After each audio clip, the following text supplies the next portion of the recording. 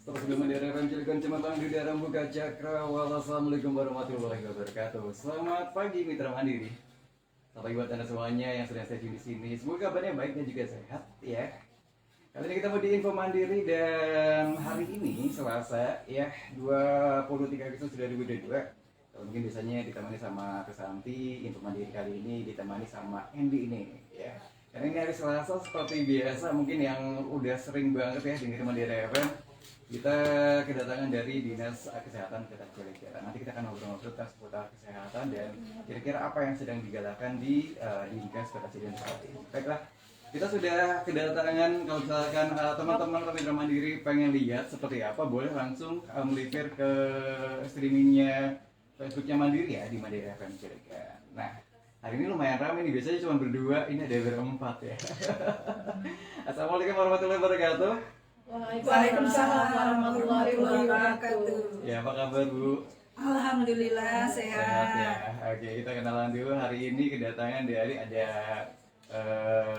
Ibu Dr. Ruli ya? Iya Ruli. betul. Iya. Ini selaku Kabid Pemberdayaan Masyarakat Dinas Kota Cilegon. Iya betul Mas Endi. Ya, juga ada Ibu Femi ya dari Puskesmas Citangkil. Puskesmas Citangkil. Terus juga ada Dr. Sri juga ya dari Puskesmas Citangkil juga. Dan juga ini ada Bu Sumirah ya. Ini juga selaku subkoordinator promosi kesehatan ya. Iya. Ya.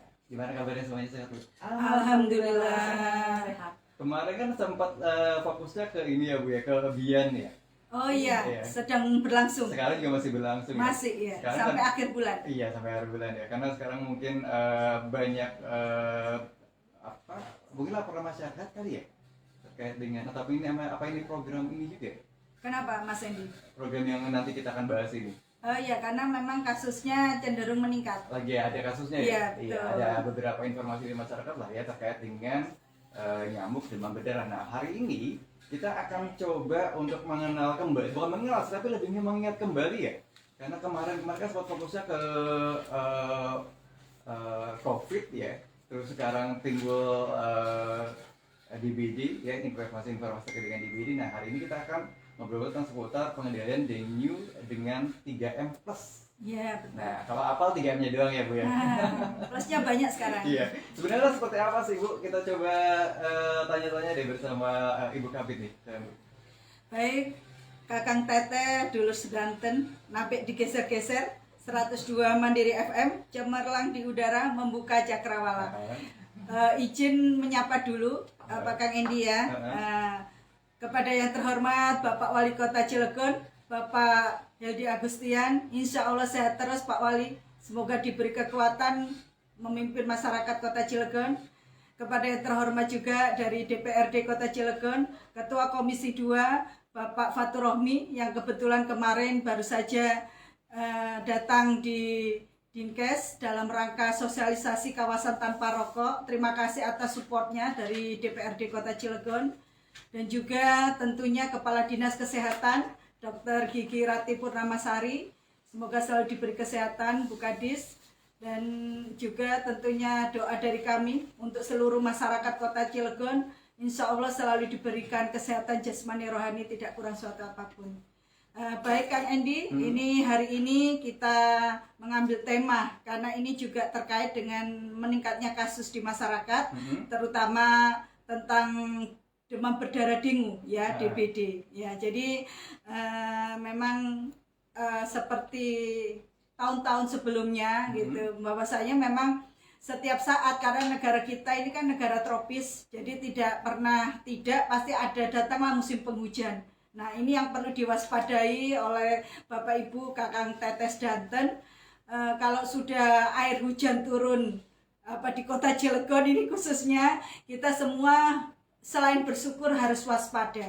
Karena telur-telur nyamuk DBD ini akan menetas gitu ya, dan mereka itu membawa virus ya, yang virus dengue itu ya. Jadi semuanya harus waspada, mulai kembali bersih-bersih, mulai kembali menggiatkan 3M-nya. Tapi tidak hanya 3M, tadi seperti Kang Endi bilang, plusnya banyak sekarang, Kakang Teteh. Yeah. Nah, untuk lengkapnya nanti bisa dilanjutkan oleh Dokter Eko dan juga Mbak Feni dari Puskesmas Citangkil 2. Mungkin sebelumnya saya memberikan informasi aja ini Kang Endi bahwasanya sampai bulan Juli tercatat di kantor Dinas Kesehatan Kota Cilegon kasus sudah sebanyak 345 ya sampai bulan Juli, dan sudah ada yang meninggal sebanyak 2 orang dari Puskesmas Pulau Merak dan juga dari data dari Puskesmas Citangkil 2 ya. Jadi mohon tidak bertambah korbannya gitu. Jadi ini butuh kerjasama ya. Jadi kerjasama semua pihak, semua elemen masyarakat, tidak pandang bulu, karena ini bersih-bersih tidak bisa hanya bersih rumah kita sendiri, tapi harus bersih semuanya ya, karena nyamuknya bisa terbang dari mana saja dan terbang kemana saja gitu. Baik, ini silakan untuk Dokter Eko mungkin bisa melanjutkan. Iya. Assalamualaikum warahmatullahi wabarakatuh. Waalaikumsalam warahmatullahi wabarakatuh.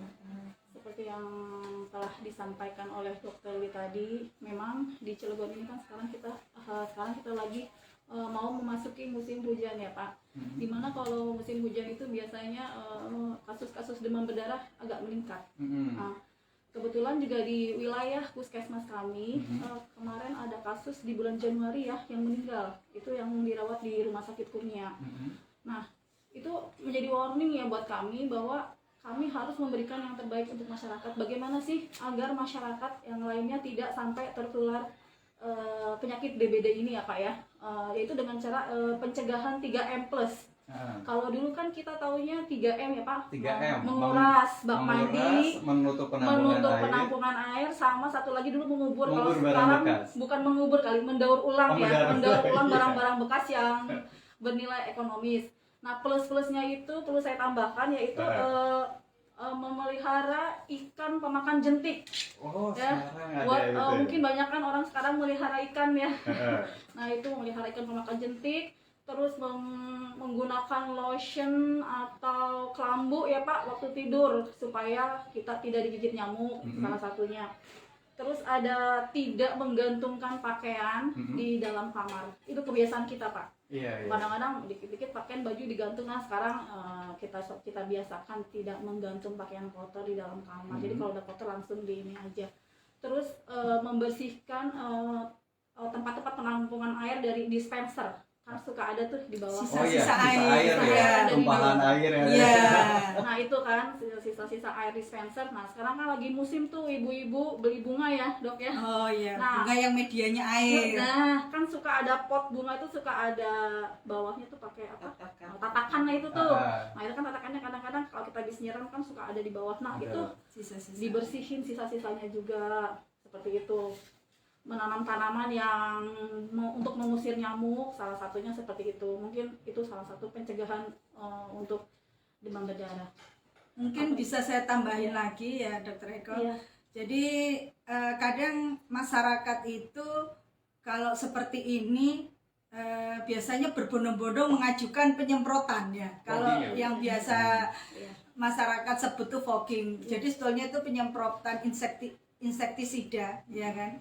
Kalau fogging itu sebetulnya merek mesinnya. Iya.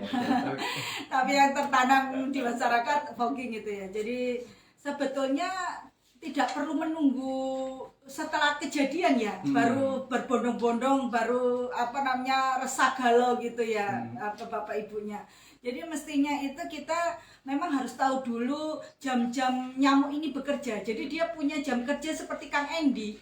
Jadi nyamuk DBD ini. Waduh. Jadi ada waktu paginya itu, juga ada waktu sorenya. Jadi kalau sudah di luar itu sudah bukan nyamuk jenis DBD, nyamuk yang jenis lain gitu. Jadi kalau pagi itu ya sekitar jam kerja Kang Endi.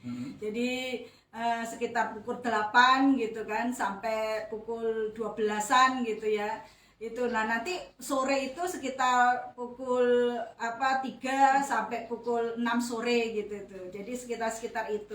Nah, pada waktu-waktu itu Bapak Ibu sekalian bisa tuh memanfaatkan insektisida yang biasa dijual di pasaran gitu ya. Obat semprot nyamuk maksudnya. Jadi nggak usah nunggu semprotan fogging gitu tuh ya, semprotan dari maksudnya dalam skala besar gitu tuh.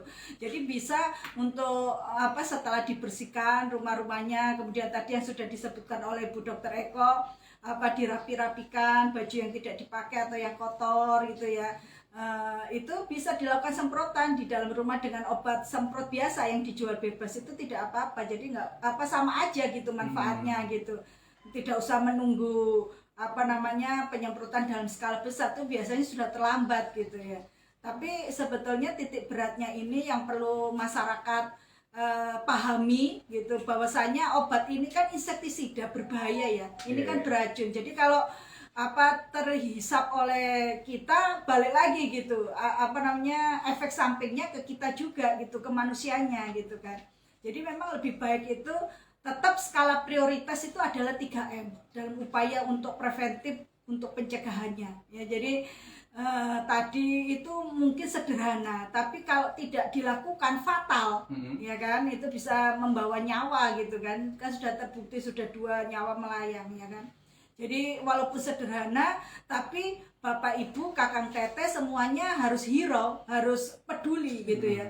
Padahal kan sederhana, cuma menguras bak mandi atau tempat-tempat penampungan yang memang bisa dikuras. Itu harus rutin, paling sedikit seminggu sekali. Kalau memang rajin bisa seminggu 2 kali gitu kan. Ya tentunya disikat ya, karena kan telur-telurnya itu biasanya menempel di dinding-dindingnya itu.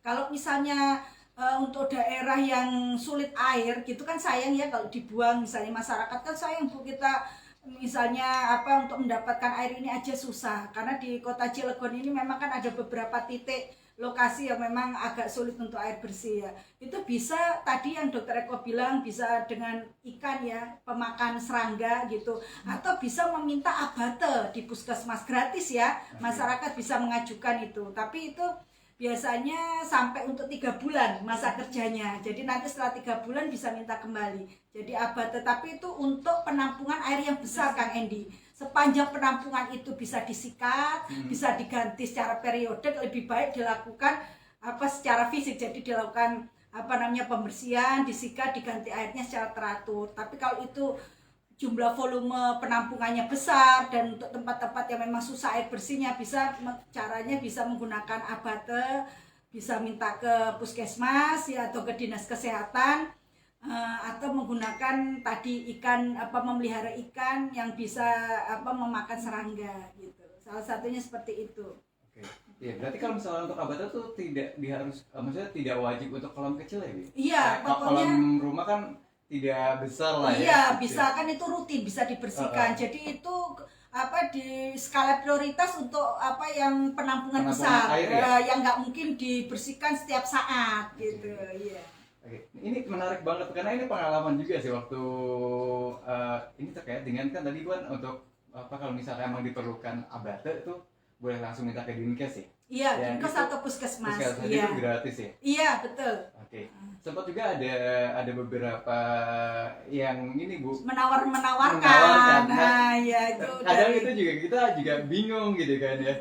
Ya kalau mau, maksudnya gini, kalau memang masyarakatnya mampu, itu kan bukan orang kami ya, maksudnya kan itu swasta, maksudnya memang penjual gitu kan, mereka berjualan gitu ya, silakan. Tapi kalau memang mau akses ke kami, nggak dipungut bayaran. Tuh, jadi bisa langsung menghubungi. Kalau di wilayah itu kan kami bisa punya bidan pembina kelurahan. Betul. Setiap kelurahan kan ada bidan pembina kelurahan, itu bisa menghubungi beliau-beliau itu. 43 kelurahan itu saya pastikan memiliki bidan kelurahan, bahkan ada yang lebih dari 1 kalau wilayahnya luas. Jadi bisa lapor atau bisa minta informasi ke Bu Bidan, nanti Bu Bidan akan meneruskan ke puskesmas gitu. Oke, jadi emang tiap sekolah juga selain bidan juga ada kader juga kan Bu ya? Iya, boleh, bisa memanfaatkan kader, iya. Oke, nah ini terkait dengan DBD. Sebenarnya kalau Andi mengingat untuk bulan Agustus ini, sempat juga dapat himbauan dari provinsi, tapi itu terkait dengan malaria gitu. Oh, nggak mohon lama maaf. kemudian tiba-tiba Cilegon ada beberapa gejala-gejala ya Bu ya. Enggak, jadi kalau untuk Cilegon sampai saat ini belum pernah ada kasus. Jadi Iya. kita bukan daerah endemis malaria. Iya, Bukan. maksudnya dari provinsi itu ada program untuk eliminasi malaria untuk seprovinsi Banten. Sebetulnya itu kan apa namanya program dari Kemenkes, tapi kan tidak seluruh Indonesia Iya. menjadi daerah endemis. Biasanya malaria itu ada di daerah yang penuh hutan, misalnya Indonesia bagian timur itu kan mungkin masih kasusnya masih banyak gitu kan. Tapi kalau untuk kita Cilegon yang sudah kota jarang hutannya itu kan ya, itu sampai sekarang kami belum pernah menemukan kasus malaria. Jadi kita memang lebih pada memang harus lebih perhatian kepada DBD-nya Kang Endi. Oke. Nah kalau perlu diingat juga nih Bu, karena kita kan sudah 2 tahunan lah ya fokus di COVID. Oh iya. Sama 2 tahun ini kayaknya tidak terdengar kasus DBD ya Bu ya? Oh bukan nggak Apa kedengeran, mungkin tidak kalah terespon? gitu ya, kalah dengan berita COVID gitu. Pokoknya sekarang tuh begitu dilenggangkan nih kasus COVID-nya ya, maksudnya untuk segala aturan-aturannya tiba-tiba kayak kemarin juga ada cacar monyet lah, terus sekarang juga termasuk ke DBD juga gitu kan. Ini faktor apa sih biasanya yang menyebabkan munculnya nyamuk-nyamuk demam berdarah ini sih? Jadi gini Kang Endi, sebetulnya Apakah musiman kah setahun itu pasti? jadi kasus penyakit yang apa Kang Endi sebutkan itu memang ada yang memang baru terjadi. Contohnya seperti cacar monyet ya. Tapi itu juga tidak bukannya saya meremehkan, bukannya kami meremehkan, tapi masyarakat tidak usah terlalu panik kalau khusus cacar monyet ya, karena ini itu kan juga berhubungan erat dengan gaya hidup ya. Jadi ini tuh tidak menular tidak menular dengan mudah kalau seperti ini, karena harus ada kontak langsung gitu. Biasanya ini kan kalau berdasarkan informasi dari negara-negara yang sudah terjangkit, maksudnya yang dilanda wabah cacar monyet itu biasanya berhubungan dengan gaya hidup LGBT, mohon maaf. Nah, jadi insya Allah Cilegon enggak gitu jauh-jauh dari ini ya.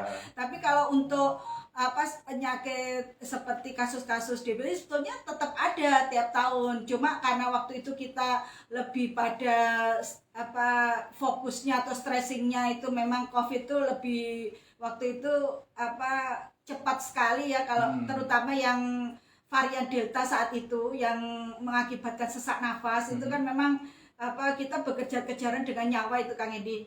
Jadi mungkin yang lainnya itu agak beritanya itu ini kurang gitu tuh. Nah, ini bukan berarti COVID sudah gak ada lagi Kang Edi, tetap gitu ya, COVID-nya tetap ada gitu ya, tetap ada, tapi insya Allah sudah terkendali. Tapi ya tetap ini masyarakat yang belum booster atau mungkin belum vaksinasi pertama, kedua ya tetap harus gitu, tetap wajib untuk kesehatannya sendiri dan juga untuk kesehatan lingkungannya gitu. Tetap kami anjurkan yang belum memenuhi melakukan vaksinasi ya untuk COVID atau sudah tapi belum booster ya silakan gitu. Kami di Puskesmas buka terus tuh selama jam kerja Puskesmas Kang Endi ya. Jadi tetap bisa diakses oleh masyarakat gitu ya.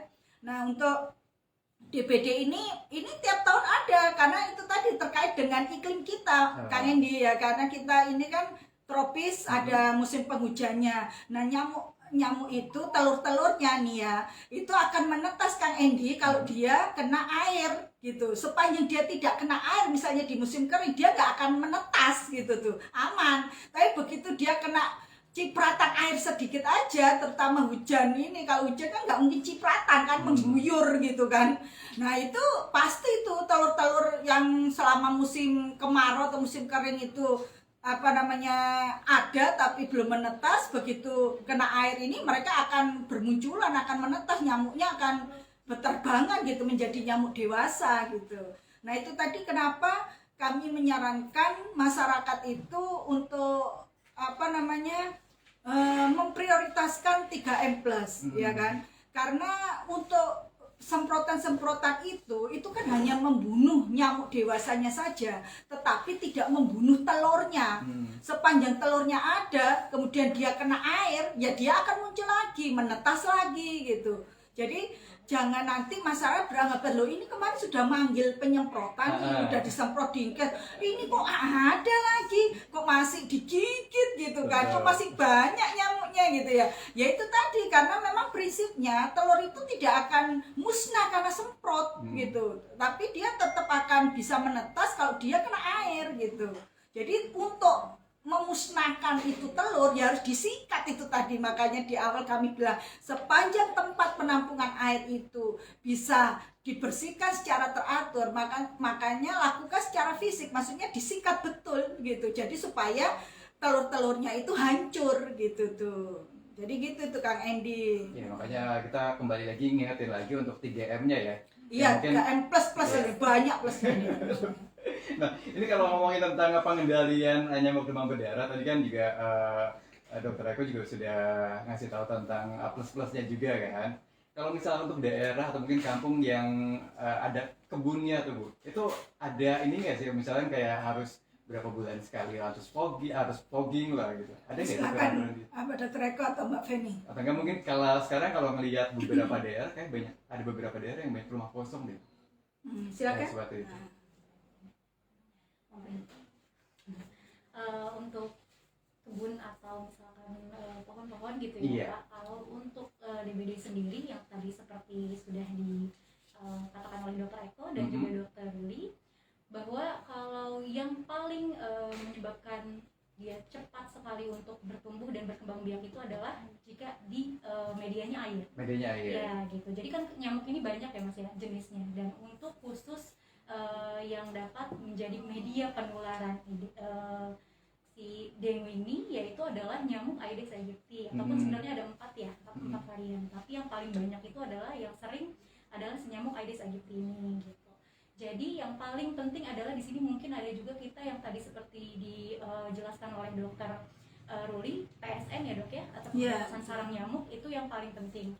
Walaupun memang kita tidak jadi kalau di kebun atau di yang lain itu tidak ada gitu ya, betul. tapi sangat minim kalau untuk khusus untuk si nyamuk Aedes aegypti ini gitu.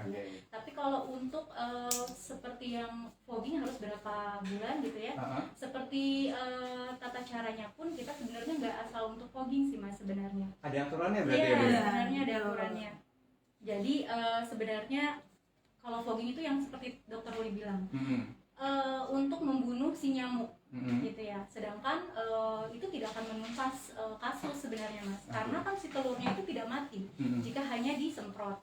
Nah, makanya dari pemerintah sendiri yang paling penting adalah kita untuk pemberantasan sarang nyamuk, dan Puskesmas juga bersama dengan Dinas Kesehatan tentunya, dan juga kader kesehatan yang sangat membantu kami ya Dok, untuk satu jumantik tiap rumah, satu rumah satu jumantik. Nah itu sangat baik untuk berkoordinasi gitu loh Mas, karena setiap satu rumah atau juru pemantau jentik jumantik itu ya, jadi satu rumah tuh minimal ada satu, jadi tiap rumah itu harus ada nih Mas minimal satu juru jumantiknya atau jumantiknya, juru pemantau jentiknya. Nah itu salah satu pencegahan, karena kan kita memang Puskesmas ini lebih ke promotif dan juga preventif yang mencegah gitu ya. Kalau untuk setelah berobat tentunya itu sudah sangat sulit untuk pengobatannya juga, apalagi kalau misalkan sudah sampai dengan tanda gejala yang berat ya Dok ya.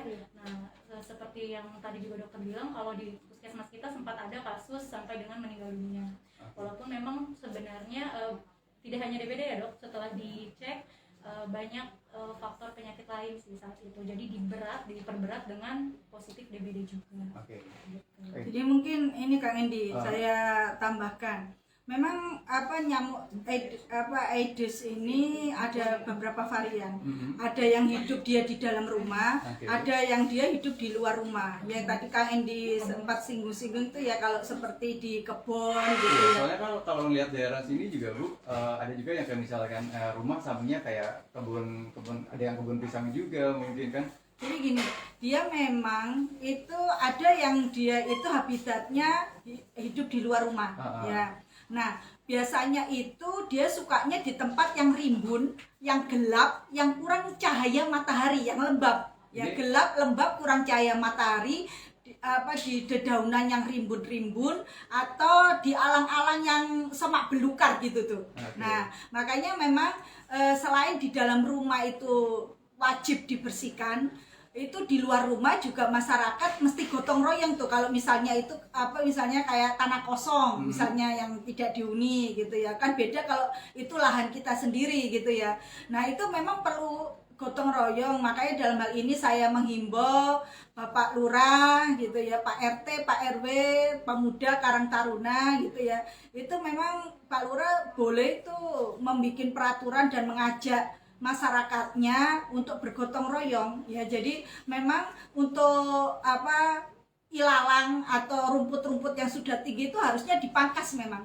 Kemudian pohon-pohon yang daunnya sudah rimbun, yang sampai cahaya matahari susah masuk, itu memang harus dipangkas juga supaya sinar mataharinya itu bisa masuk dan supaya tidak menjadi tempat nyamuk ini bersarang gitu. Karena tadi dia suka yang gelap, yang kurang cahaya matahari ya, yang lembab, terus yang rimbun-rimbun tadi gitu ya. Jadi memang bagusnya memang dipangkas kalau sudah terlalu lebat gitu, atau rumput-rumput atau ilalang yang sudah terlalu tinggi memang dipendekkan gitu. Memang betul. Jadi selain dalam rumahnya yang wajib kita pastikan kebersihannya, ini kita juga harus melihat luar rumah gitu, yang memang nyamuk itu juga bisa hidup di situ gitu Kang Endi ya. Nah, kalau tadi Kang Endi tetap pengen tahu sebetulnya mesti berapa kali gitu kan. Ya saya tetap juga bersikuku Kang Endi. Jadi sebetulnya jangan kita ini terpatok itu namanya dengan mesin fogging gitu. Betul. Ya, dengan penyemprotan. Jadi ini semuanya harus dirubah mindsetnya gitu. Jadi kita harus berupaya mencegah dulu, jangan sampai jatuh kasus dulu gitu. Kita mencegah, kita preventif gitu, kita hati-hati dulu. Karena Kang Endi, itu nyamuk itu kan perantara membawa. Jadi dia itu yang menyebabkan itu sebenarnya virusnya, virus dengue. Jadi nyamuk ini hanya membawa virus. Jadi virus itu kebetulan hidup di badan nyamuk, tapi bukan nyamuknya, tapi virus itu kemudian ditularkan lewat gigitan nyamuk gitu ya. Jadi selama itu penyakit itu disebabkan oleh virus, sampai sekarang belum ada obatnya Kang Endi. Itu yang perlu masyarakat hati-hati, termasuk DBD ini. Jadi kalau sampai di rumah sakit, itu upaya-upaya dilakukan secara medis oleh dokternya, oleh tenaga medisnya, itu untuk meningkatkan daya tahan tubuh, supaya kalau daya tahan tubuh pasien itu meningkat atau kuat, itu bisa melawan virus yang ada di dalam tubuhnya, tapi bukan untuk mengobati. Jadi itu tetap harus berasal dari daya tahan tubuhnya sendiri. Jadi upaya-upaya yang dilakukan itu adalah untuk membantu meningkatkan daya tahan tubuh supaya bisa melawan virus yang ada yang sudah masuk ke dalam tubuh pasien gitu. Jadi ini yang perlu masyarakat super hati-hati. Semua penyakit yang disebabkan oleh virus itu obat-obatnya itu hanya meringankan, bukan menyembuhkan. Jadi tetap titik beratnya itu di daya tahan tubuh kita. Makanya kenapa perlu pencegahan, karena kalau sudah kena itu tidak ada yang bisa menjamin bakal sembuh kalau tidak dari kekuatan imun tubuh kita masing-masing gitu Kang Endi. Iya, kalau kekuatan emang kita berobat juga biasanya kan yang ditingkatin daya tahan tubuh kita kan. Iya. Nggak salah ya Bu ya. Karena memang ini DBD saya garis bawahi ya, ini virus ya.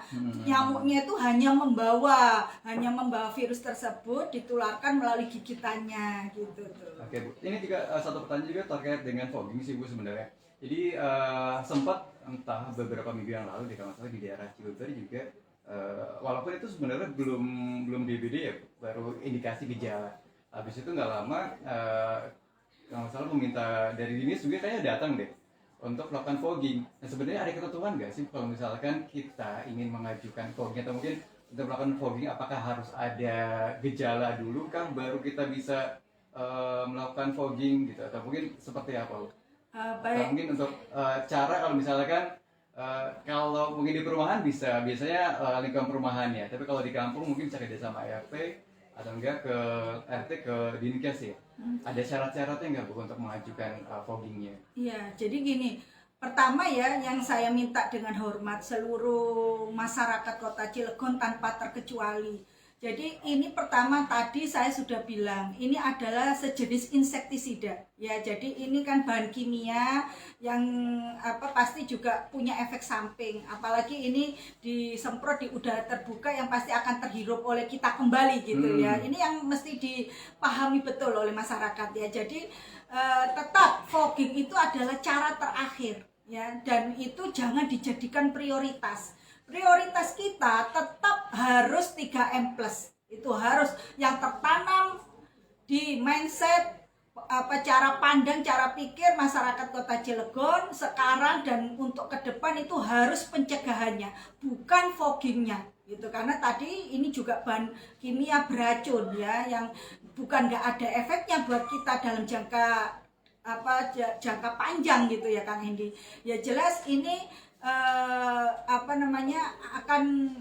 maksudnya ada aturannya untuk pengajuannya. Jadi setelah misalnya ada kasus di lingkungannya Kang Hendy misalnya, nah itu kan akan dibuktikan dengan surat dari layanan kesehatan bahwasanya misalnya Bapak A atau Ibu B atau si C gitu memang betul didiagnosa demam berdarah. Nah itu bisa lapor tuh ke kader atau ke bidan pembina kelurahan atau lewat RT RW. Nah selanjutnya Bu kader atau Bu bidan pembina kelurahan atau PRT RW bisa meneruskan ke puskesmas terdekat. Nah nanti puskesmas ini akan melakukan penilaian lingkungan, Kang Hendy ya, akan dilihat angka bebas jentik di lingkungan tersebut. Nah, nanti jadi penyemprotan tidak langsung dilakukan, tapi masyarakat disuruh bersih-bersih dulu. Okay. Nah, setelah dilakukan itu, baru nanti akan diturunkan tim untuk melakukan penyemprotan, gitu ya. Tapi itu tadi saya ulang lagi nih. Jangan terus nanti kaget kalau nyamuknya ada lagi ya, karena itu tadi dia hanya membunuh nyamuk dewasa tapi tidak memusnahkan telurnya ya. Sepanjang telurnya itu kena air, dia akan menetes dan akan menjadi nyamuk dewasa kembali gitu ya. Jadi untuk daerah atau wilayah-wilayah yang memang sudah rutin bersih-bersihnya Kang Hendy ya kan, sudah teratur menggalakkan 3M, melaksanakan 3M, saya rasa tidak perlu khawatir berlebihan gitu ya, karena memang kan sudah rutin masyarakat melakukan kebersihan, mencegah adanya nyamuk ini gitu ya. Jadi memang lebih baik mencegah lah, kata terakhir tetap lebih baik mencegah. Itu senjata terakhir deh, penyemprotan itu yang kalau bisa jangan sampai dilakukan. Kan itu tadi dia adalah bahan kimia yang berefek samping, apalagi disemprot di udara bebas dan kita hirup, itu bahaya banget itu ya kan. Jadi harus hati-hati kita menyikapi hal-hal seperti ini gitu. Bahkan ini Kang Hendy informasi buat Kakang Tete juga semuanya, termasuk teman-teman dari puskesmas, itu ada sudah daerah yang sudah melarang itu penyemprotan fogging itu, karena memang sudah dilakukan penelitian, sudah dilakukan pengkajian secara lingkungan dan kesehatan, bahwasanya itu memang juga berdampak buruk gitu tuh. Jadi ibaratnya mau memusnahkan yang satu akhirnya mengorbankan yang lain gitu tuh. Jadi ini ada daerah yang sudah melarang itu, sudah diperdakan ya, kalau tidak salah Kota Surabaya. Ya jadi memang betul-betul masyarakat itu diminta untuk 3M-nya ini jalan ya, untuk peduli baik lingkungan rumahnya maupun lingkungan sekitarnya, karena memang ini perlu kerjasama. Nggak bisa bersih rumah kita sendiri atau lingkungan kita sendiri, tapi harus seluruh lingkungan, depan, belakang, kanan, kiri, itu harus dipastikan juga sama-sama bersihnya Kang Hendy. Berarti kan itu ada larangan Bu, kalau misalkan yang mandiri ada syarat-syaratnya nggak? Maksudnya yang sendirian ya? Kayaknya ada beberapa, kayaknya ada yang punya alatnya doang kan Bu. Biasanya entah mungkin alat juga bisa minjem dari kelurahan, mungkin ada kelurahan yang punya alatnya, kita bisa pinjam, habis itu kita tinggal beli cairan inseknya doang kan Bu ya. Kalau kayak gitu sebenarnya harus tenaga ahli kah, ataukah memang masyarakat biasa juga boleh melakukan fogging juga? Jadi saya tidak akan mengikuti arusnya Kang Endi nih ya. Jadi tetap saya bertahan Kang Endi ya. Tetap harus 3M ya, tetap harus 3M. Mau perumahan, mau nggak perumahan gitu ya, mau punya duit gitu ibaratnya ya. Tetap itu berbahaya Kang Endi. Jadi jangan dijadikan kebiasaan. Itu senjata terakhir pokoknya. Ya jangan dikeluarkan kalau nggak terpepet. Betul. Gitu tuh. Jadi senjata pamungkas terakhir jangan apa namanya, belum apa-apa sudah ketakutan, belum apa-apa ini gitu nanti. Jadi gini, karena kenapa saya bertahan ini? Karena ini kan sudah diteliti Kang Endi.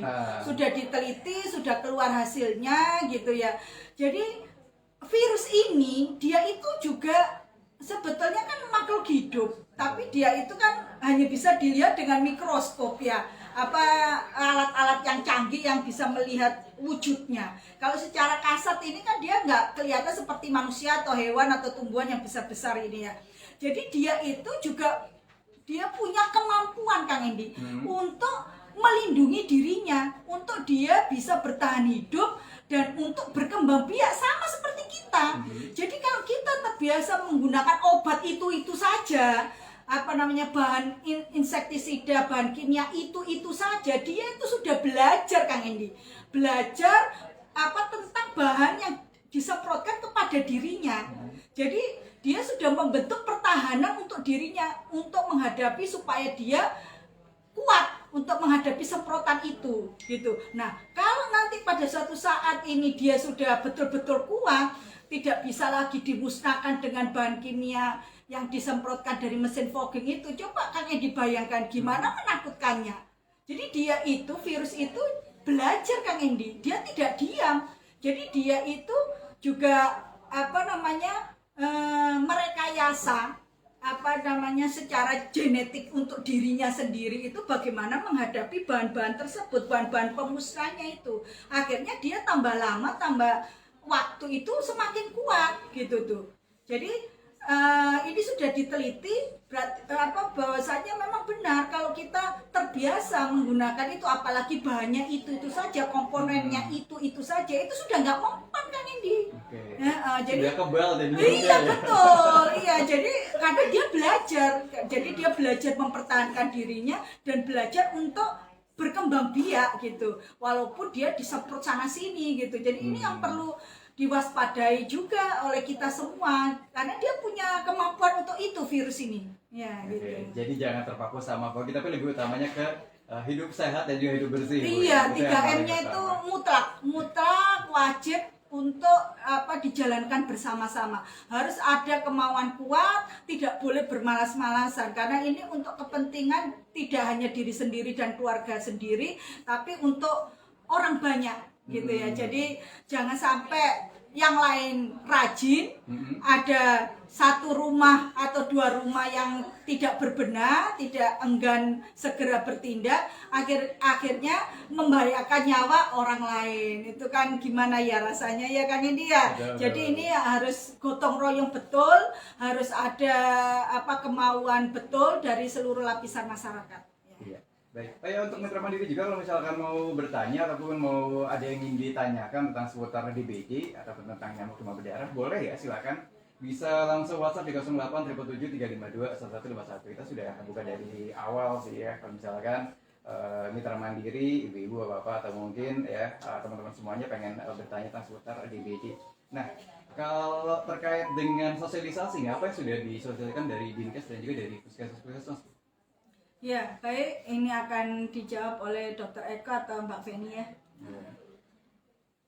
Saya coba jawab ya. Iya, apalagi kan sekarang tadi kan Bu Dr. Ruli juga udah bilang sekarang sudah ada 345 kasus kan di Cileunyi. Sekarang seperti apa sosialisasinya masyarakat? Ya, untuk di puskesmas sendiri kita kan selalu ada edukasi, sosialisasi tentang PSN dan pencegahan DBD. Terus juga kita kerjasama dengan kader ya, maksudnya kader yang satu rumah satu Jumante, kader pemantau jentik. Ya itu kita udah jalan dan itu ya. Biasanya koordinasi dengan kelurahan dan juga dengan lintas sektoral ya, karena memang kan puskesmas itu kita nggak bisa berdiri sendiri. Betul. Apalagi karena fungsinya atau tugas pokok kita itu sebagai preventif atau pencegah dari suatu penyakit, otomatis kita juga butuh peran-peran penting seperti dari kelurahan, kecamatan, yang dimana masyarakat juga kalau pihak kelurahan atau kecamatan ikut serta ketika kita bersosialisasi, ketika kita melakukan pengecekan, kita ada pengecekan seperti di tiap rumah itu kita nggak kasih tahu, jadi datang tanpa diberitahukan ke warga kalau kita mau cek, karena kalau misalkan udah kasih tahu duluan kadang-kadang bersih-bersihnya pas waktu kita mau cek aja gitu. Betul, ya Pak, bukan saat ketika memang yang sebenarnya itu seperti apa kebiasaannya. Nah itu biasanya kita koordinasi dengan pihak kelurahan atau dengan ibu-ibu kader, biasanya yang di tiap RT dan RW juga ada. Jadi kita cek tuh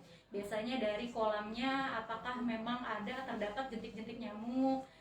Jika memang ada, nanti biasanya kita akan pemberian ABT juga, dan juga selanjutnya kita akan terus mengevaluasi apakah dibersihkan terus atau misalkan setelah cukup satu kali nanti gitu lagi gitu. Nah itu mungkin kalau dari Puskesmas salah satu usahanya adalah seperti itu, pembentukan tim satu rumah satu jumantik dan juga pengecekan atau evaluasi di tiap rumah. Oke, jadi ini mungkin saya tambahin lagi Kang Endi.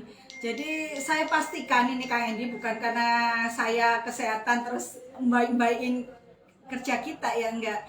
Jadi saya pastikan ini teman-teman kami dari 9 puskesmas Kota Cilegon itu sudah sering sekali ya melakukan penyuluhan tatap muka langsung ya dengan masyarakat itu dengan berbagai macam cara deh ya. Dan kami pun tadi sudah disebutkan oleh Dr. Eko maupun Mbak Feni ya, kita kan juga kerjasama dengan kader sehingga kadernya itu sampai dapat sebutan kader pemantau jentik atau kader jumantik gitu, yang beliau itu ditugaskan untuk memantau sekarang satu kader satu rumah ya. Nah, ya jadi itu kan lebih fokus lagi tuh akan terpantau betul mana yang rumahnya bersih, mana yang segan untuk bersih-bersih kan gitu.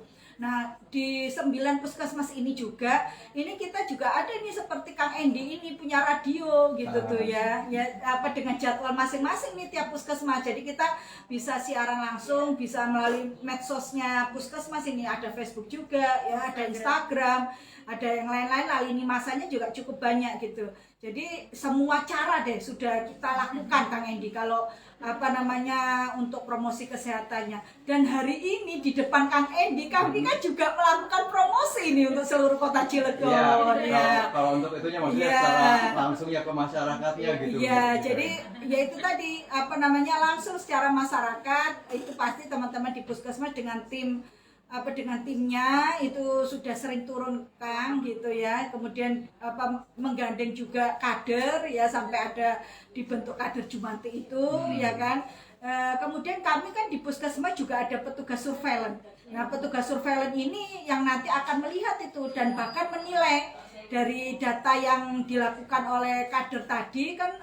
Kader itu nggak cuma ngelihat aja Kang Endi, tapi beliau itu melakukan penilaian. Penilaiannya ini disebut angka bebas jentik. Jadi ada rumusnya itu. Sehingga kalau angkanya itu belum 95 itu berarti memang lingkungannya belum bersih. Harus ditingkatkan minimal tuh angka bebas jentik yang harus dicapai di suatu tempat atau suatu kelurahan atau suatu kecamatan atau di kota itu harus terkumpul sampai 95% itu angka bebas jentiknya. Tentunya rumusnya ada itu kan. Nah itu teman-teman di puskesmas dibantu oleh kader itu untuk memantau rumah per rumah gitu sehingga sampai diperoleh akumulasi angka bebas jentik itu. Nah sampai posisi terakhir ini untuk tingkat Kota Cilegon sampai bulan Juli ini memang belum tercapai. Jadi masih di sekitar 91,56%. Jadi kurang 3%-an lagi lah ya, 3%-an lagi untuk kita agak pede nih dengan gempuran DBD ini ya. Jadi untuk sekota Cilegon ini yang ABJ-nya yang paling rendah ini masih Kecamatan Pulau Merak. Nah itu juga terbukti dengan adanya satu yang meninggal dari Kecamatan Pulau Merak ya. Jadi memang karena cocok tuh ABJ-nya masih 73,48, masih jauh banget gitu ya. Jadi ini saya mohon mewakili teman-teman kesehatan di kecamatan kepada yang terhormat seluruh Bapak Camat sekota Cilegon, kemudian Bapak Lurah dan Ibu Lurah dari 43 kelurahan sekota Cilegon, mohon kiranya untuk kalau perlu membuat peraturan ya, dan mengajak warganya, semua komponen masyarakat tanpa terkecuali, ini pemudanya juga, karang tarunanya, kemudian organisasi kepemudaan yang lain lah gitu, untuk betul-betul bergerak gitu, betul-betul bisa bahu membahu bersama masyarakat gitu, untuk menjaga kebersihan rumah masing-masing dan juga lingkungan sekitarnya gitu. Karena kalau yang bergerak sedikit pasti hasilnya kurang maksimal, tapi kalau kita bersama-sama sekota Cilegon bergerak, kemudian betul-betul maksimal dalam upaya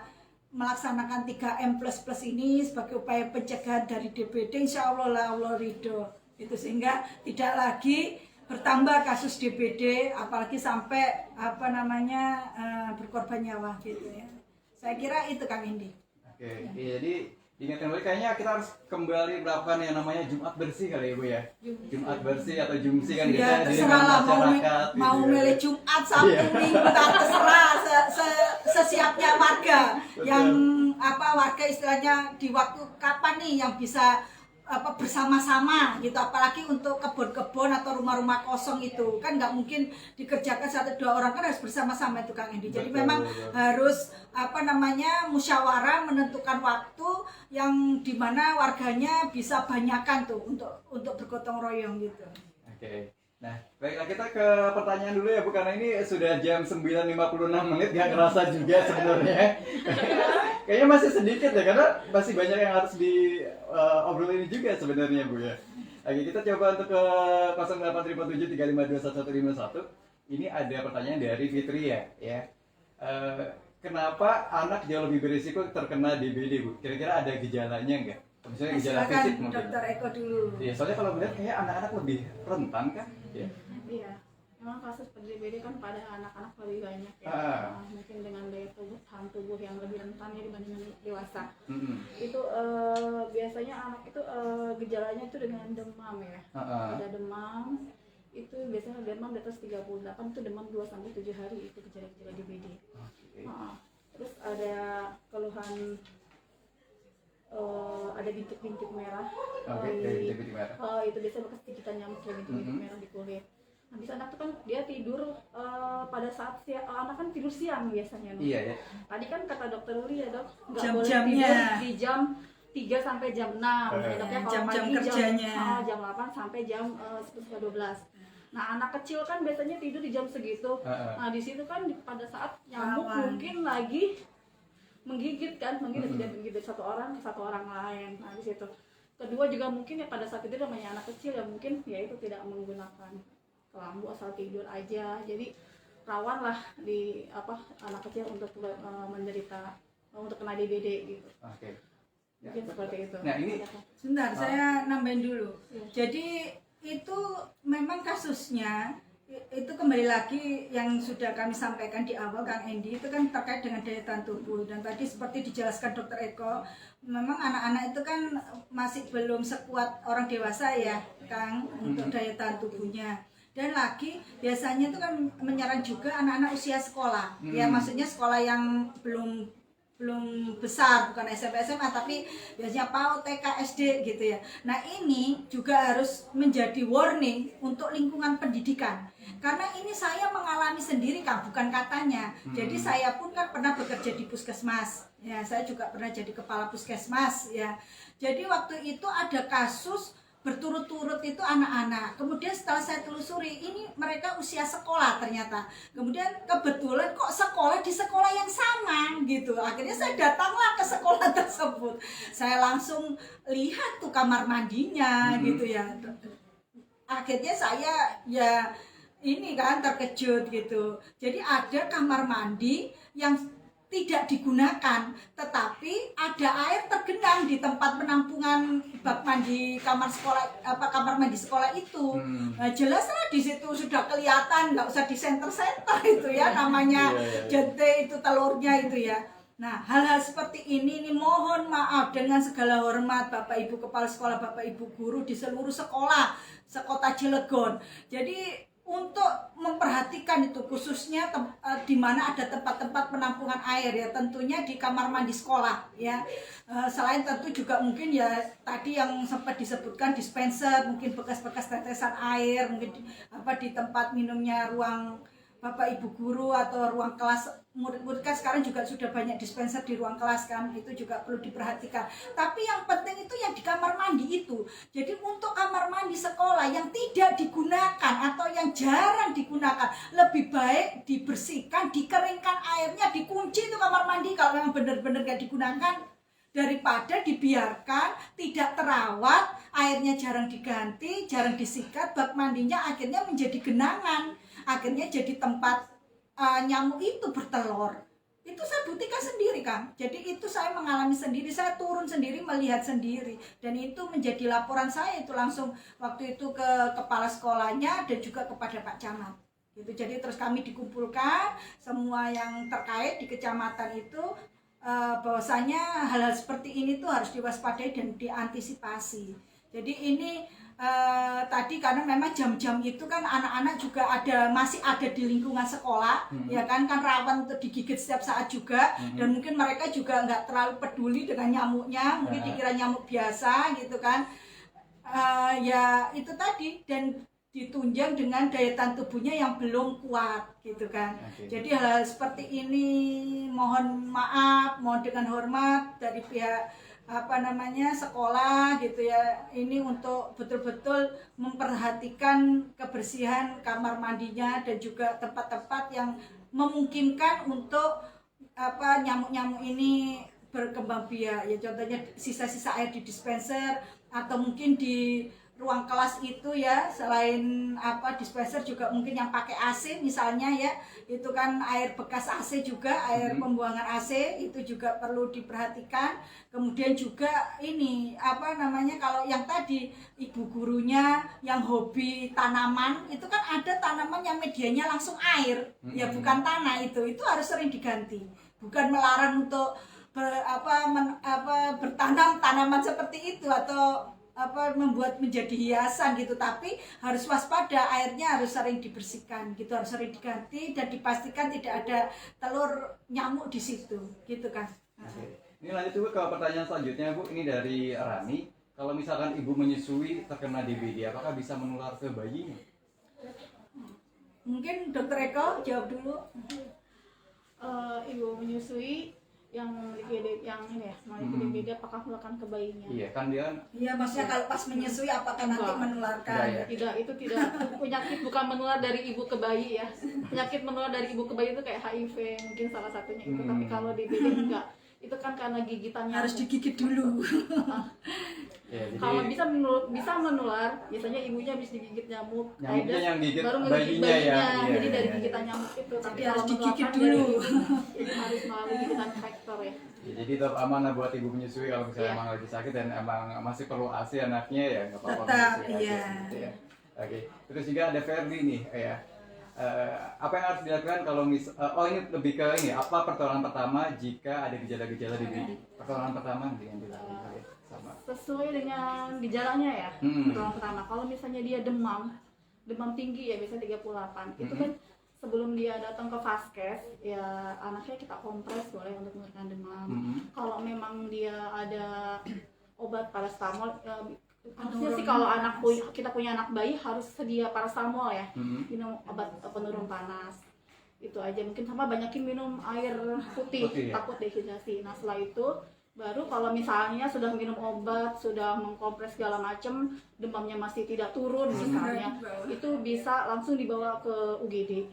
Kalau yang jambu merah itu Jambu merah, soalnya itu pernah dengar juga sih. iya sih, katanya kalau minum jus jambu bisa menaikkan trombosit. Iya, karena bisa lebih cepat sembuh lah kan. Iya. Jadi gini, intinya gini kan. Jadi kan efek yang ditimbulkan oleh sakit DBD ini kan adanya pendarahan ya di bawah kulit itu ya. Jadi kan di situ berarti kan berkurangnya volume atau cairan kita gitu ya. Dan intinya itu tadi karena memang kita harus mengembalikan semuanya dalam posisi normal gitu ya. Nah, itu banyak cara yang bisa dilakukan ya. Salah satunya tadi sudah diterangkan oleh Dr. Eko sesuai dengan gejalanya. Dan untuk mengurangi keluarnya cairan ini itu ya salah satunya bisa memperbanyak ya cairan masuk ke dalam tubuh kita. Itu semuanya Kang Endi, bisa air putih, bisa jus jambu merah, jus apa aja gitu. Jadi intinya itu cairan yang keluar yang disebabkan pendarahan itu bisa kembali lagi gitu. Jadi kita pasien tidak sampai kehilangan cairan gitu. Yang penting bisa sebanyak mungkin kembali ke posisi mengembalikan ke posisi normal. Jadi jangan sampai pasien kehilangan cairan gitu. Apa aja mau minum apa, jus apa, Kang ini mau ngasih jus apa, boleh ya. Nah kebetulan memang salah satu yang favorit itu jambu merah gitu. Tapi udah jus apa aja deh boleh asal pasiennya mau. Kan kalau seperti itu susah kan, makan susah, minum susah, padahal kan itu kuncinya untuk kita kembali kuat, untuk daya tahan tubuh kita kuat supaya bisa melawan virus itu kan harus mau makan dan minum gitu ya. Iya, jadi intinya yang penting ada asupan iya, sebanyak-banyaknya ya Kang Endi ya. Ini kayaknya hampir sama pertanyaannya dari Ella nih. Ada tips nggak Bu buat pasien yang sedang masa penyembuhan dari DBD? Silakan. Tipsnya ya, biasanya kan kalau pasien kalau habis sakit makannya susah ya. Okay. Ya intinya kalau kita mau sembuh ya harus makan banyak ya dok. Iya. Intinya makan. Okay. Makan yang banyak, minum yang banyak, istirahat cukup, minum obat yang sudah dikasih sama dokter, itu tipsnya. Ada yang dipantang nggak sih Bu biasanya kalau misalkan? Selama tidak ada alergi makanan, makan apa aja bebas. Jangan minum es kali ya Bu ya? Jus jambu pakai. Enggak apa-apa. Oh, nggak apa-apa. Kang Endi mau makan rabek boleh, mau makan es cincau boleh gitu. Udah bebas Kang Endi, selama nggak ada alergi aja ya. Kecuali kalau kita punya kolesterol jangan banyak makan Oh daging. iya, punya riwayat penyakit. jangan hindari makanan yang menimbulkan penyakit baru gitu ya. Silakan mau makan apa aja, minum apa aja nggak apa-apa. Ya, justru itu malah sangat bagus ya buat Iya. menambah daya tahan tubuh Iya kita. betul. Oke, itu yang penting kita makan yang cukup, istirahat yang cukup lah ya. Iya. Minum obat Yang kalau sakit. diberikan, iya. Monitoring tanda shock juga kali ya dok, karena jangan sampai Lolos, udah ada, iya. udah ada pendarahan mimisan seperti epitaksis yang dari hidung gitu ya, atau dari pendarahan di gusi. Nah itu kan sudah Itu sudah parah, kalau sampai pendarahan itu sudah stadiumnya sudah shock. parah. Oh iya, sampai- Jadi ini yang mungkin yang perlu diketahui masyarakat juga, karena ini itu tadi saya bilang virus ini dia itu semakin pintar Kang Endi. Kemudian dia juga semakin kuat dari waktu ke waktu, sehingga gejala yang primitif ya, yang seperti bintik-bintik merah ini itu tanda-tanda kuno. Iya, Jadi kadang untuk yang kesini-sininya dari laporan dari Kementerian Kesehatan itu juga sudah terjadi di tahun-tahun sebelumnya. Itu sekarang sudah nggak melalui bintik-bintik merah Iya, lagi. sudah nggak ada. Jadi Ada yang masyarakat harus lebih waspada. Pokoknya sekiranya putra putrinya atau keluarganya misalnya tidak ada batuk, tidak ada pilek, tiba-tiba lemes gitu tuh, itu harus sudah waspada, itu harus waspada aja, jangan dianggap remeh, itu sambil dimonitor itu. Jadi tidak harus menunggu bintik merah muncul dulu, gitu tuh, karena memang dia sudah semakin pinter gitu tuh, virusnya sudah semakin berkembang gitu tuh, semakin kuat, semakin ya dia juga semakin canggih juga gitu. Jadi kalau misalnya itu tadi anggota keluarga kita atau kita sendiri nggak ada batuk, nggak ada pil, nggak ada influenza, tiba-tiba lemes gitu itu, kemudian tiba-tiba demam, itu sudah waspada sudah itu, apalagi musim hujan, terus kemudian dengar tetangga kemarin itu sudah kena gitu, sudah itu, jadi waspadanya langsung siaga 1 itu sudah ya. Dan kalau biasanya kayak gitu. Iya, jadi sudah jangan nunggu bintik-bintik merah, itu tanda-tanda kuno itu Kang Endi. Kalau dulu memang selalu diomongkan bintik-bintik, sekarang nggak nunggu bintik-bintik merah Kang Endi. Pokoknya saat itu tidak ada batuk, pilek, tidak ada influenza, terus tiba-tiba lemes, kemudian tiba-tiba demam, kemudian dengar berita kalau di lingkungan kita sekitar sudah ada yang kena, sudah itu cepat itu berobat ke fasilitas pelayanan kesehatan terdekat. Oke, yang pasti kalau misalkan emang udah kerasa demam beberapa hari, Iya. ya sebenarnya nggak ada DBD pun kita harus periksa ke dokter ya. Ya, karena demam itu kan bukan diagnosa ya. Betul. Tapi itu sebuah Tanda. Buat itu tanda. Itu kita harus periksa lah ya. Virus atau bakteri apa ya. Apalagi sekarang kan layanan masyarakatnya jauh lebih dekat ya. Ada puskesmas juga, ada posyandu juga, bahkan Iya. ada bidan-bidan desa di Iya. setiap kelurahan. Iya, kan. betul. Kan ada puskes pembantu Nah, di tiap tuh. kelurahan yang karena memang lokasi kita memang agak jauh nih Mas. Nah. Kalau puskesmas Citanggil Oh, 2, Citanggil, tapi iya.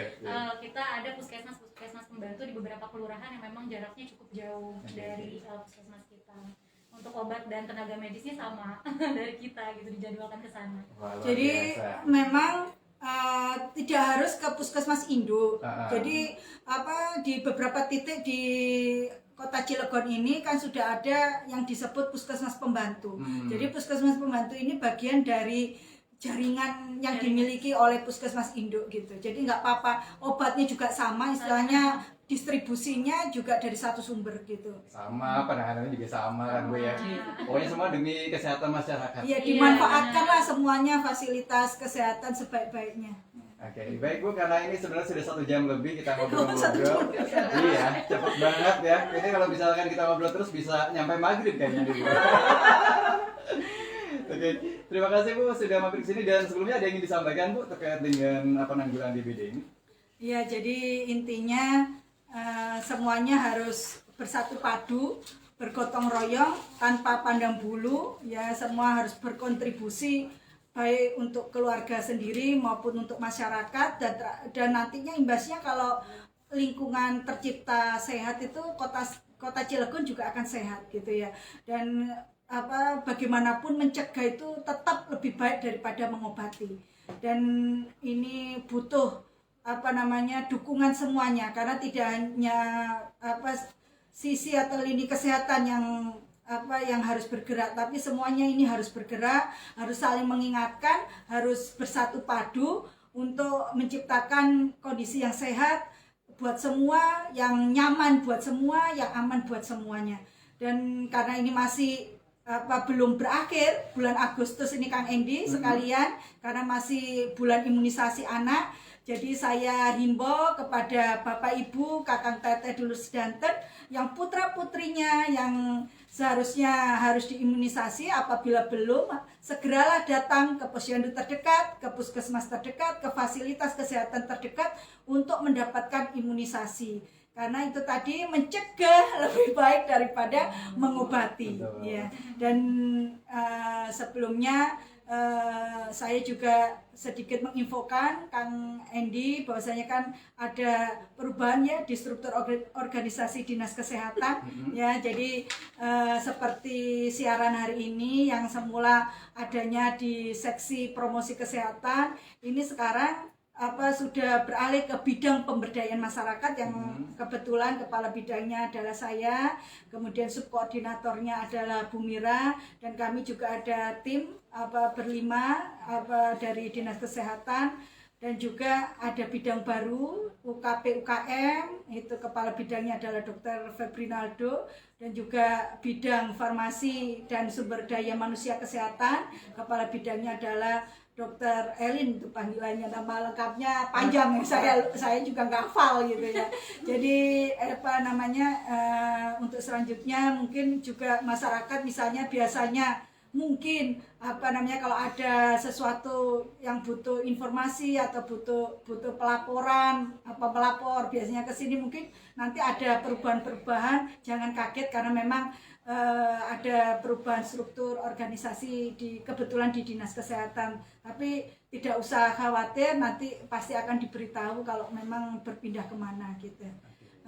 Saya juga mengucapkan terima kasih sekali ya dengan Mandiri FM ini betul-betul salah satu upaya kita untuk selalu mensosialisasikan, selalu memberikan informasi-informasi terupdate supaya bermanfaat untuk masyarakat Kota Cilegon. Oke, dari Bu Dr. Sriaka atau dari Bu Feni dari Puskesmas Citanggil, mungkin ada yang disampaikan? Dari Puskesmas, saya dari Puskesmas Citanggil 2 ya. saya minta kepada ibu-ibu dan bapak-bapak yang ada di wilayah Puskesmas Citangkil 2, yuk mari kita melakukan bersih-bersih lingkungan ya. Karena sebentar lagi kan kita mau masuk ke musim hujan nih. Kebetulan kan di wilayah Citangkil tuh masih banyak tanah-tanah kosong, masih banyak semak kayak gitu tuh. Itu yang untuk tumbuhnya nyamuk, sarang nyamuk kan, wilayah-wilayahnya lembab. Jadi mohon bapak-bapak dan ibu-ibu yang ada di wilayah Citangkil 2, yuk mulai sekarang kita bersih-bersih lingkungan dan bersih-bersih rumah. Ya. Jadi kan seperti kata dokter tadi, itu mencegah lebih baik daripada mengobati sebelum anak-anak kita nanti ada jadi sakit korban, jadi korban. ya. Karena kan sudah ada kasus di Citangkil 1. Iya. Ya di Citangkil 1 maksudnya, di Citangkil 2 kasusnya ada 1. Kasusnya ada 1 maksudnya ya. Mbak Feni, mungkin nambahin. Mbak Feni mau ditambahin silakan. Oke. Mungkin untuk melanjutkan saja seperti yang tadi Dokter Eko bilang, karena memang dan juga Dokter Uli, kita sangat butuh koordinasi dari kelurahan dan juga kecamatan, karena beberapa masyarakat ketika memang sudah ada dari kelurahan atau kecamatan dan juga dari kita, dari kami Puskesmas, mudah-mudahan lebih tergerak lagi untuk melakukan gotong royong. Dan juga perlu diingat bahwa pemberantasan sarang nyamuk ini sangat penting sekali, dan juga medianya itu air bersih ya. Jadi untuk si Aedes aegypti ini yang sebagai media penularan, nyamuk sebagai media penularan ini memang sarangnya itu di air bersih. Jadi walaupun tidak jadi yang digot-got juga tetap harus kita bersihkan gitu ya. Paling itu aja kalau untuk dari Puskesmas. Dan juga kita masih untuk Bian ya dok, kita lanjut ke PAUD dan TK untuk pemberian imunisasinya dari usia 9 sampai dengan 59 bulan.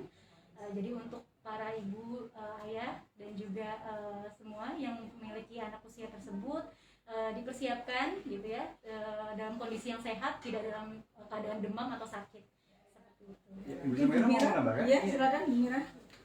Baik, sebagai penutup kepada seluruh masyarakat yang ada di Kota Cilegon, dalam pengendalian tadi DBD dengan 3M dan plus, kami lebih menggalakkan agar kita semua, seluruh masyarakat Kota Cilegon melakukan bersih-bersih terkait kebersihan yang ada di lingkungan di sekitar kita, untuk menghindari adanya tumbuh jentik dan telur yang akan menjadi nyamuk dewasa yang akan menggigit dan menularkan virus DBD. Sekian, terima kasih. Oke, terima kasih pastinya buat Bu Kabit, Bu Dr. Ruli sudah mampir ke Mandiri FM, buat Bu Sumira juga sudah mampir ke Mandiri FM, buat Bu Dr. Sireko juga dan juga Bu Penny ya. Terima kasih sudah mampir ke sini. Dan yang pasti buat mitra Mandiri yang mendengarkan nih, jangan lupa dengarkan kembali, bukan hanya 3M saja, tapi dari 3M plus ya. Sekarang selain dari menguras dan juga menyikat penampungan air, menutup tempat penampungan air, terus memanfaatkan dan juga mendaur ulang barang bekas, ini juga ditambahkan dengan memelihara ikan pemakan jentik nyamuk, terus juga menggunakan obat anti nyamuk, memasang karnet juga ya Bu ya, terus juga gotong royong sih yang paling penting ya. Kembali lagi kita hidup bersih ya. Kalau emang biasa jumsihnya ya udah dikembalikan lagi jumsihnya. Iya betul. Terima kasih sudah mampir ke sini, sehat-sehat Bu ya. Pokoknya kalau ada dari Dinkes kita selalu siap untuk berbagi informasi tentang kesehatan. Ya sudah, kalau kita pamit dulu. Wassalamualaikum warahmatullahi wabarakatuh. Waalaikumsalam warahmatullahi wabarakatuh.